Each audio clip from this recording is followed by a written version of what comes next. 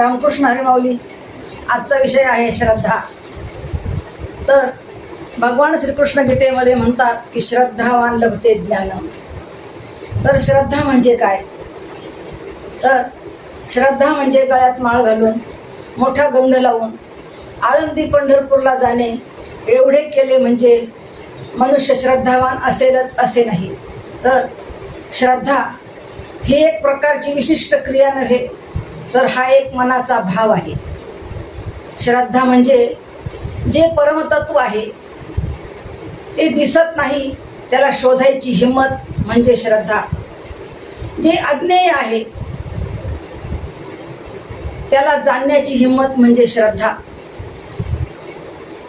श्रद्धा म्हणजे सगळं जग म्हणतं देव नाही, ही सर्व कल्पना आहे, हे सर्व पाखंड आहे, पण आपल्या आंतरिक कुणीतरी म्हणतंय की ते परमतत्व आहे, नक्की आहे.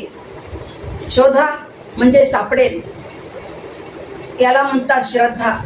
श्रद्धा म्हणजे पाण्याची धार. ज्या अर्थी आपल्याला तहान आहे त्या अर्थी तहान भागवणारे पाणी हे असणारच, ही खात्री म्हणजे श्रद्धा. त्याप्रमाणे आपल्या मनाला परमात्म्याची तहान लागलेली आहे. ती तहान भागविण्यासाठी ते परमतत्व असणारच, ही खात्री म्हणजे श्रद्धा. रामकृष्ण हरी माऊली.